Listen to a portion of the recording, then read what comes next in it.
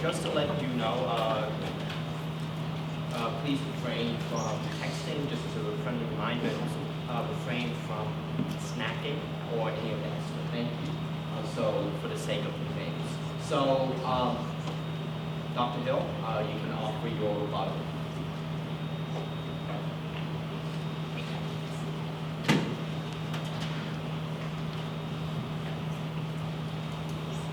Thomas Jefferson is quite a guy.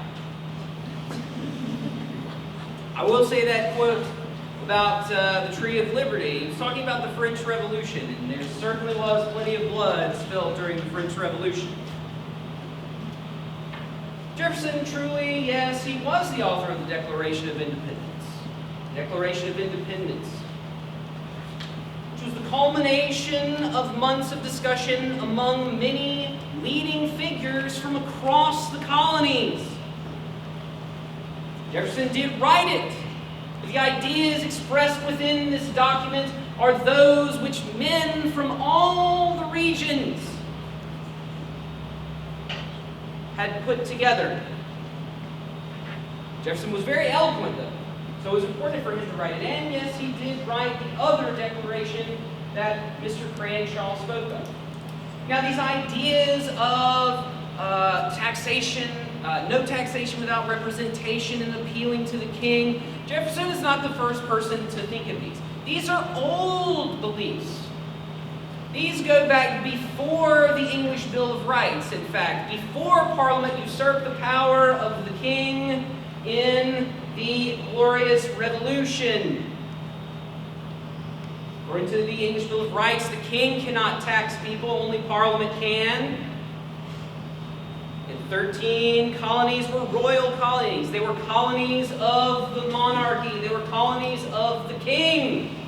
How could they be taxed? Parliament has no direct control over them. They were declaring their rights as Englishmen. Though there were many other Scotsmen, Irishmen, Frenchmen, Prussians, etc., etc. So it's a wonder how, in some ways, you can appeal to the rights of Englishmen as these other nationalities. But that's another topic for another day. Now, Jefferson did write the Statute of Religious Freedom, exceptional document. Did give ideas to the Bill of Rights about religious freedom in these United States. Jefferson, too, wrote, aided in the Virginia and Kentucky resolutions. He critiques the power of the federal government. He butts heads with Hamilton. Yet when Jefferson becomes president, he very readily uses that same power that he criticizes the national government for having. He has no problems doing that, especially when it comes to the Louisiana Purchase. There's nothing in the Constitution that specifically states that the president can authorize the purchase of some purchase. There's not even really anything that specifically states that Congress can buy land. Now, certainly they can make treaties, etc., etc. But again, you have to read into the text to come to that point. Something that Jefferson argues against. The same thing is true of the Embargo Act.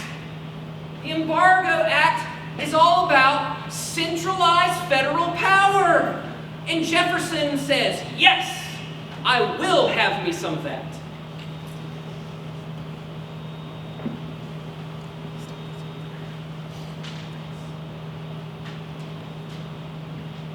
Some of the major differences, too, between Jefferson and Hamilton and even Washington come from their experiences in the Revolution itself.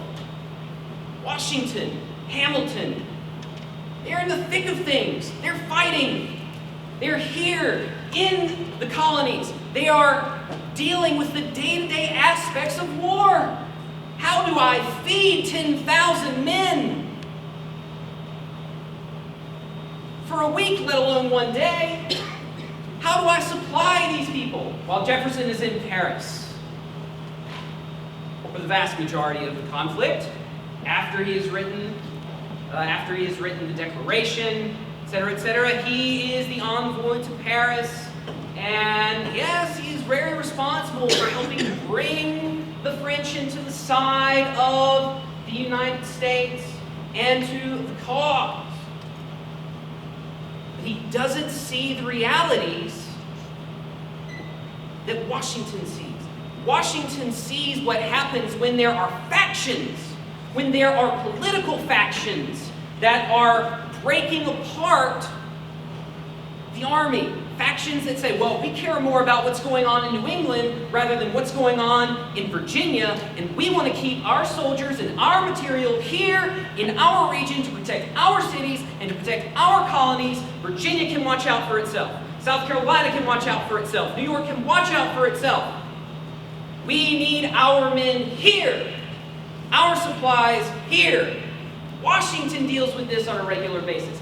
That's the kind of state power that Jefferson is okay with, and Washington and Hamilton aren't, because they've seen what that leads to. In fact, in Washington's farewell address, he warns us about factions, regional factions, political factions. Factions are how the country is led down a road to destruction. Factions are how the country comes under the influence of foreign powers, of money powers, of people who are not the ordinary citizens of these United States. These are the kinds of factions that derive from too much state control. And that is what Washington and Hamilton as well are against, because they've seen what it can lead to. In fact, I think Washington's farewell address is one of the more powerful pieces of American literature ever written, or even ever spoken.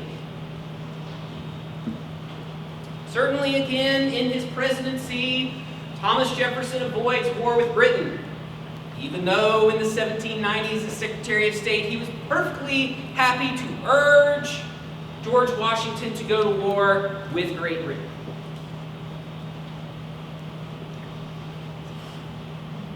Jefferson is a brilliant thinker. He's eloquent. He's a brilliant writer. But there are many times where Jefferson cannot see past the theory.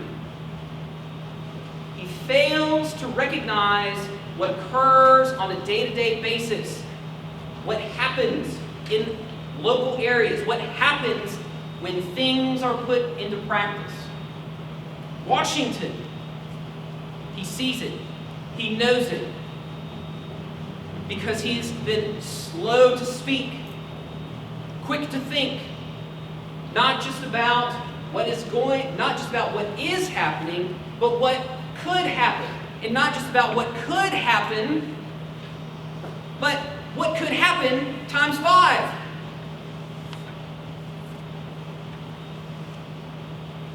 And I think that, to me, again, underscores why Washington is the most important and influential founder, and not Thomas Jefferson.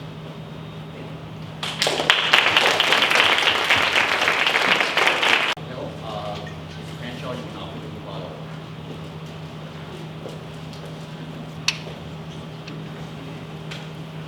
Lots of food for thought there, Dr. Day. Set my time. Washington is no doubt a great military hero. I'm not going to spend any time gainsaying any of those points. not perfect, right? As Dr. Hill mentioned, there are plenty of losses that Washington experiences. Some even blamed him for the start of the French and Indian War. He was not able to control one of the native chiefs under him, who went and under a flag of truce hacked to pieces the head of a French officer. And the French and the British were at odds with one another. When Washington came back, people looked at him and said, "What are you doing? We didn't want this war." But he is a great leader. But I'm going to dare to say, as part of my rebuttal, that great leaders in military matters are not always able to see the problem with bringing military life, military policies, and military ways into the civilian realm and into the political realm. Case in point. There is a rebellion in Massachusetts. It's called Shays' Rebellion, and it goes from 1786 to 1787. And the state, not the Fed, but the state, in all their wisdom, decided it would be a great idea to tax the poor frontier farmsmen on their whiskey. Now, why was whiskey so important? It was really hard to carry wheat all over the place. You could distill it, make whiskey. They didn't have a lot of money. They used it for trade. They used it for medicine on the frontier. It was their bread and their butter. And the state of Massachusetts taxes it, and Shays and many other farmers who fought in the Revolution had never been paid. They were asking to be paid, and as a result, the state legislature gave them a tax. Therefore, they rebelled. And the rebellion was ultimately put down. But it was a case where the wealthy merchants on the east coast of Massachusetts were abusing the poor on the frontier and taking advantage. Well, how does that relate to Washington? Very soon after, in the Whiskey Rebellion mentioned by Dr. Hill, that lasted from 1791 to 1794, which started in Pennsylvania and ended up spreading to North Carolina and Kentucky. Washington rubber-stamped Hamilton's brilliant idea to tax the whiskey in addition to state taxes, and this led to a rebellion. Can you guess who might have said, "This is a bad idea"? Can you guess? Say it out loud for me. Jefferson. Jefferson said, "Don't. Gonna cause problems. It's not gonna make you look good. The people aren't gonna like you." On the advice of Hamilton, Washington went forward with it and had to lead out the militia against his own American kinsmen. Jefferson views it as a failure because in Jay's Treaty we take the side of Great Britain that we just fought a war with. Why would we do that? Jefferson says this is insane. This is insane. The French came over and helped us, and since France and England are at war, Jefferson says, you're tempting the French to attack us. We owe them money. Their soldiers sacrificed their lives to help us. And now you're going to go back to the British? You're opening the door for the French to wage war upon us, especially on the high seas. This is madness. Jay's Treaty was a failure. Jay's Treaty was a failure. Jefferson in Paris. It's not the French, not the Spanish, not the Dutch. We would not have won the American Revolution. Washington is a great hero on the battlefield, but what Jefferson is doing, spending time in Paris, is priceless.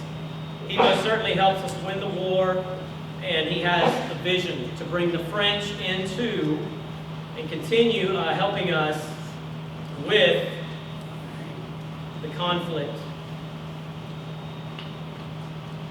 Again, Washington was a great military man, and in his farewell speech he says, beware of political factions. And if he means beware of being petty and foolish and stabbing your fellow American in the back, fine and good. But I think he is talking about the formation of political parties. And I would dare to say this is gross naivete. How can you have a government without political parties? there are going to be people with different interests. Jefferson takes this for granted. He knows this is part of the political game, right? And the party system starts with him because he is about freedom, representing the common man, and creating opportunities for those who do not have it. Jefferson is a man of vision and a man of freedom. Thank you.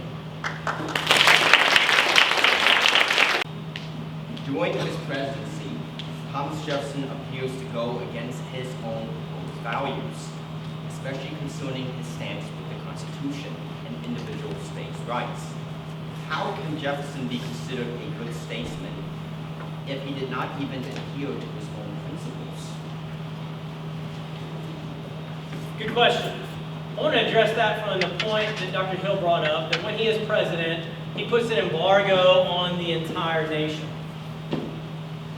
Jefferson, as president, had to work within the system he was in. So in his mind, putting up an embargo was the best way to avoid war with both England and France that could have potentially ripped the country apart. There was no guarantee, after all, that the same friends would come to their aid once again. And they were heavily in debt, and they were struggling to get on their feet. There were troubles, and so I think Jefferson takes the best option, right, given those in front of him. And Jefferson does do a tremendous amount, as he's president, to push political authority constantly back to the states. Okay, every piece of legislature that he's looking at it from this perspective, from the perspective of safeguarding liberty, because which political group or section is closer to the people? The federal government or the state government? The state governments are always closer to the people. It's much easier to make your voice heard within the state than it is the federal level. So I think Jefferson has to make some very hard decisions at times. But I admire the stance he takes in safeguarding states' rights and in making the right choice when difficult options are before him. Great question.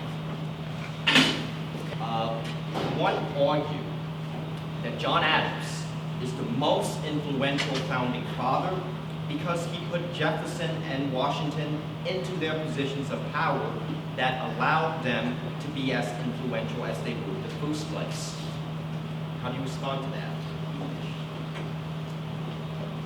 I think there's certainly an argument to be made that Adams is the most influential founder. Absolutely. In fact, he's there with the Declaration. He's not there with the Constitution, of course, but he too is part of this, New England thought process of liberty. He does understand the history of English law. He understands all of these things. There is that argument to be made there that Adams does bring both Washington and Jefferson in there. I think that's a perfectly reasonable argument. But I also think that you can think about influence in different ways. Washington is able to influence culture, American culture, in the early Republic. Adams, not so much. Adams, rather acerbic, can come off a bit cold. Some might say, an uppity Puritan New Englander. Okay, he doesn't really have this sort of character that people gravitate towards. He doesn't. It's not really warm and fuzzy or anything like that. Washington's not really either, but he is much more approachable. People can relate to him better. Adams is highly educated, okay? But Washington did something for himself, even though he is from a wealthy family. So I think that there's something to be said there that, yes, Adams could be considered as the most influential founder. But I think, most influential and important, but I think there's something beyond just, political influence and the role of a founder on the nation politically or philosophically. There's also that whole idea of creating culture.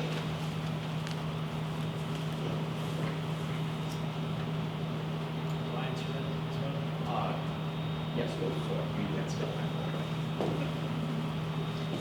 John Adams is a patriot, but I think the problem with John Adams is that he gives in to fear.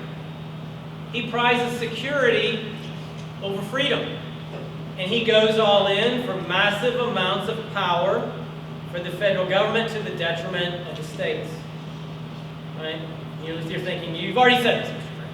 You've already said this, right? But I think that exemplifies itself, the fear, when John Adams is under a tremendous amount of pressure, and he is truly worried that we are going to go to war with France, and many people are criticizing what he's doing. He gives in to fear by passing what is called the Alien and Sedition Acts. The sedition part of it states if you are critical of the policies of the federal government, you are being seditious, you are a traitor.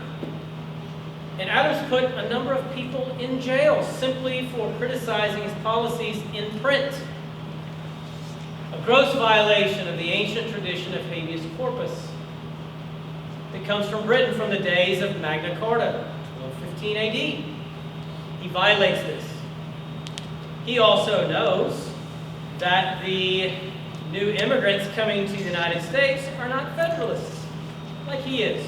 He knows they're going to vote for Jefferson's party, the Anti-Federalists, so he has legislation passed, or he passes an act, that requires people to be in the United States, I believe it's 14 years before they can vote. So, I admire many things about John Adams. He is a patriot, but I think he falls short of being the most influential because he caves to fear in the most critical way. This is also a question for you, Dr. Hill. What about James Madison? So you've talked about George Washington's influence in the convention. What about James Madison and his influence in the convention? How would you respond to that from a student? Ooh, that's very broad. That's a very broad and big question. Madison, as one of, along with Hamilton, being the most influential leaders at the convention, Madison is there every day. The only reason we actually know what's going on in the convention now is because Madison took copious, detailed notes, and they're published. Okay? It's one of the only reasons we know. Madison is very influential in the convention.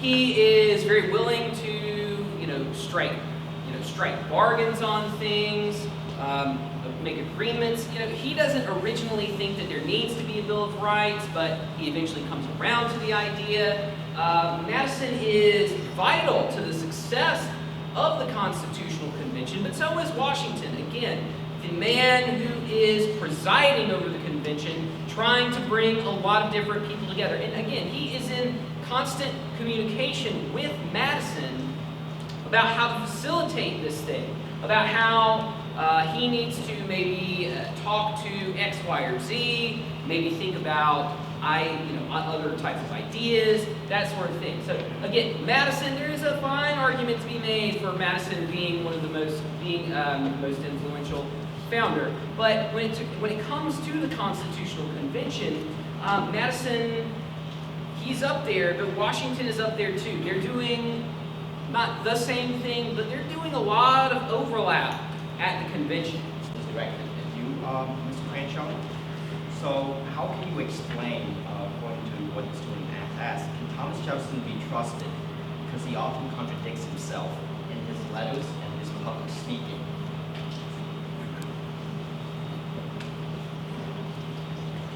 Well, it would have been nice to have a specific example of how Jefferson contradicts himself. I think Jefferson is very consistent. But I will bring up a point that I know people criticize him about regarding freedom of the press. When he is president, the Federalists are chomping at the bit to get a piece of Jefferson. They want to see him go down in flames. They really don't like him at all. He's had this huge victory with the Louisiana Purchase and just looks brighter and stronger than ever. And the Federalists are criticizing him for this and that in the press. And Jefferson does not do it at the federal level, but he does talk with some of his anti-Federalist buddies at the state levels. And they do censure, put the kibosh on some of the criticisms coming at Jefferson. So many have argued from that perspective that Jefferson is inconsistent, right? Contradiction. But I'm a little tempted to be cheeky and say, well, Jefferson was not doing it himself. He was not violating the First Amendment of the Bill of Rights. And after all, states can do whatever they want. If people want to pass a law in the state legislature that says you have to wear red shoes every Tuesday, by golly, they can do it. So I think there is a point of criticism that can be made, but I don't think that discredits Jefferson as somebody who prizes freedom and integrity. And it's aimed at both. Okay, so Dr. Hill, you go first. The thing is that and there's been so much talk about why your favorite founding fathers, or both of your favorite founding fathers, are the most influential, and that they're better than the founding father of your opposing interlocutor. But what is the mistake of your founding father? What is the mistake of your founding father? And how do you address that in your opinion?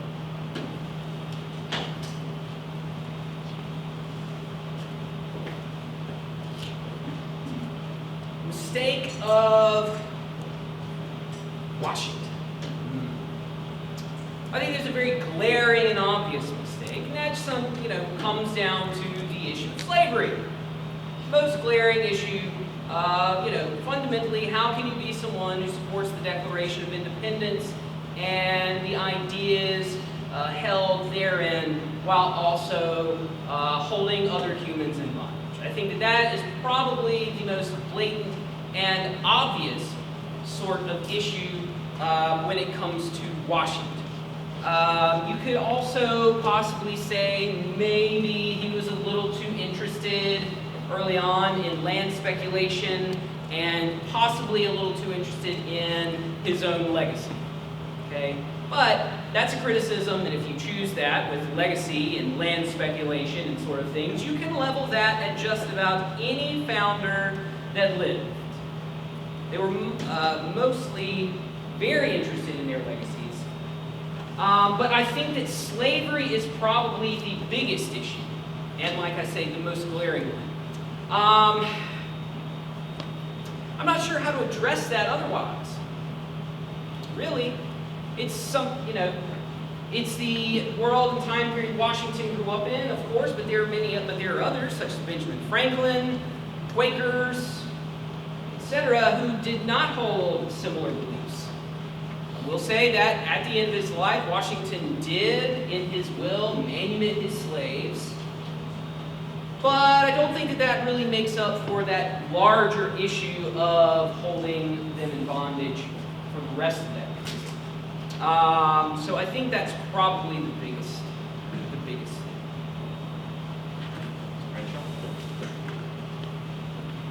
I would echo what Dr. Hill said about Jefferson. I mean, obviously Jefferson catches a lot of heat today over being a slaveholder. And he does make a number of sincere attempts to slowly phase out slavery. And in those attempts, he fails because he's outvoted. He does not have enough agreement, say from the Virginia's legislature when he's trying at the state level, to slowly abolish slavery. But it certainly does seem he could have done some more things, perhaps to free his slaves in his lifetime, or to possibly get more people on board regarding the slavery issue. But when you read the original documents, and this is an excuse, but I think we have to put ourselves in their shoes, it was extremely volatile. This does not make it right by any means, but people's livelihoods were at stake. And when money is at stake, people show their teeth very quickly. But I do think a criticism can be made in that regard. One thing people say about Jefferson, in addition, is that he did not like public speaking. He does not give speeches. And I do wonder what would have happened had he made more of an effort to wear the mantle of Patrick Henry, to have been more of a fire eater, an orator, if he could have done more. Perhaps to persuade the New England states to get with the anti-federalist program, or to do more to create a more broad-based vision for states' rights that would have preserved more freedoms, political and economic. Those would be my reasons. That I want to offer closing remarks for each side. And what I'm going to do is give you both a minute and a half to prepare closing arguments. So let's have a quiet reflection, and then after that, give a minute and a half. And then the way it's going to go, gentlemen, is that since Dr. Hill started first, it's fair to say Mr. Cranshaw will have it last. It will be a 5 minutes of closing remarks. 5 minutes.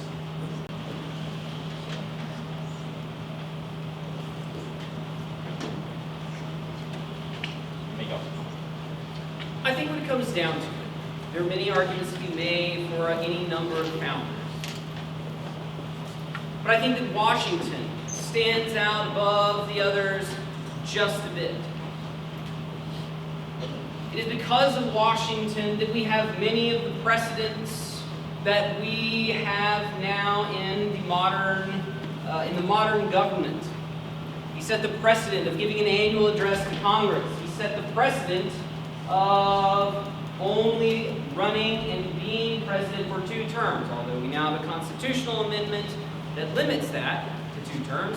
Washington set the precedent.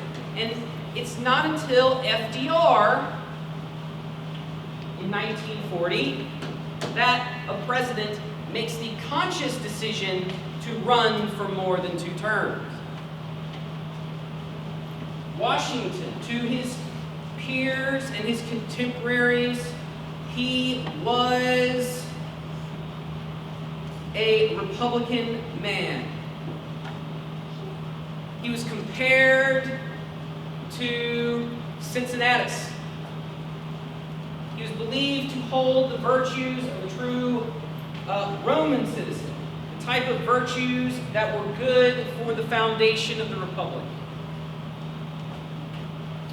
Washington, more than any other man in his time, was able to unite differing parties, different political thoughts, different economic needs, different social and cultural values and mores, and bring them together and to form one union. And I think that it's Washington whose mythos still reigns over the entirety of the presidency. It is still Washington who many presidents look to for guidance and counsel. And I believe, in fact, that it is Washington that many of us could look to learn about the virtues. It's because of this that I believe, again, Washington is just a bit above any of the other founders during the early Republic, and why he is, again, the most influential and important founder. Thank you.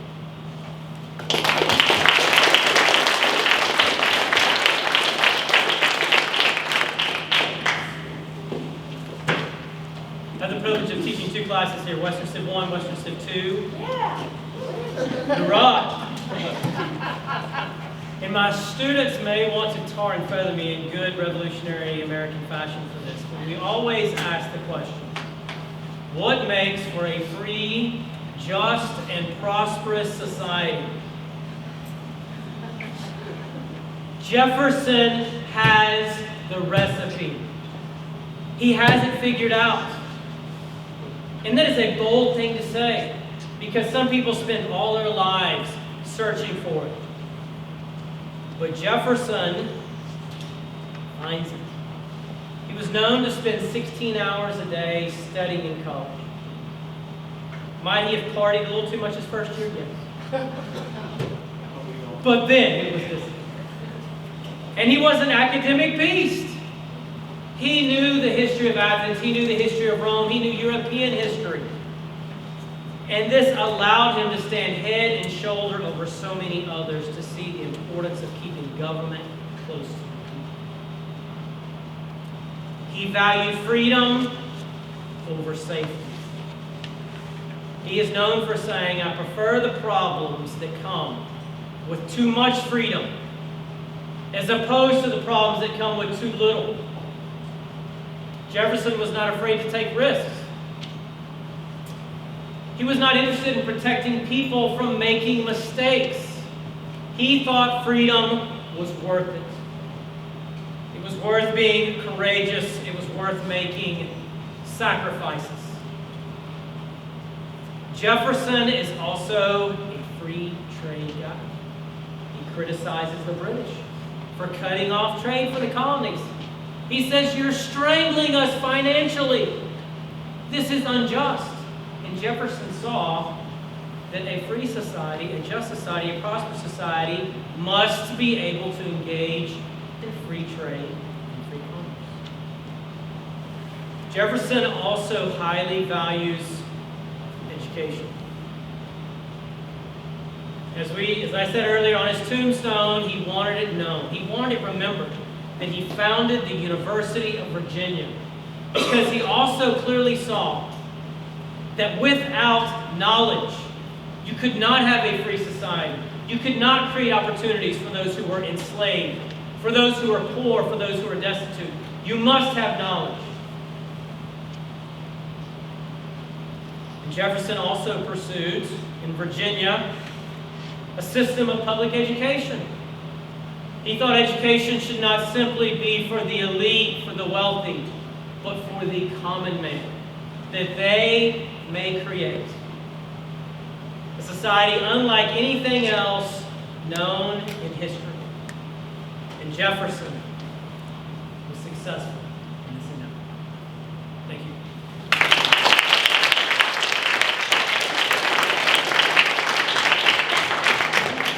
And that wraps up our debate. So, thank you. I really appreciate your time and your efforts. I really do. And the thing is, I really also appreciate the turnout. It was great. And looking forward to have more debates going forward. And the thing is that we will have our meetings with the Liberty Learning Center every Wednesday at 4 p.m. in my classroom if you want to know what we're about. We'll have different teachers sometimes coming in to talk about different things, about different topics, but as well learning about how to debate, learning how to reason well. So I do want to introduce someone in the room. His name is Mr. Brad Dyson. Can you feel free to come forward if you'd like to give some words so you can introduce yourself. He is the director of the Liberty and Learning Centers all around the Founders Network.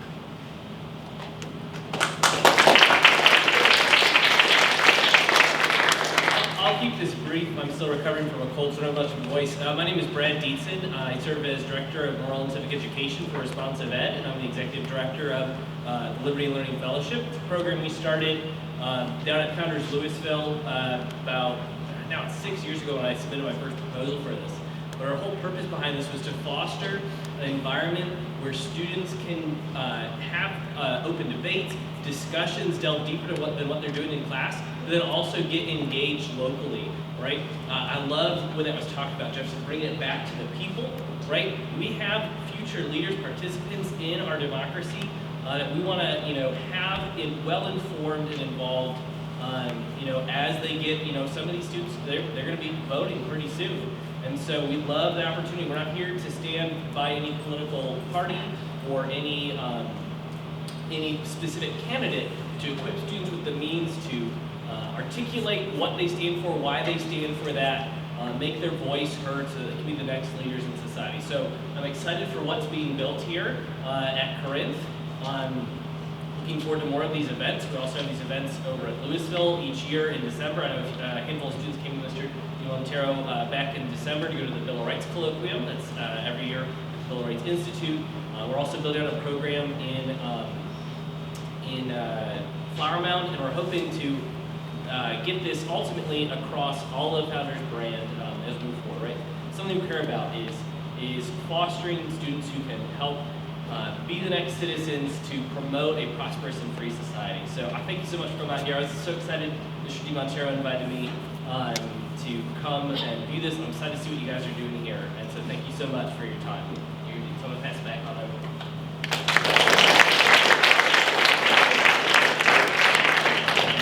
With that, the debate is finished, and glad that you all could come. And we're again looking forward to having more debates like this, even debates that may involve 3 teachers or 4, and depending on different host of topics that we're planning. There may be maybe one more within the next month or so. We'll see. Or if anything, there will be some of them will start with fall. So just to let you know that, and so thank you for coming, and have a wonderful and safe night. Thank you.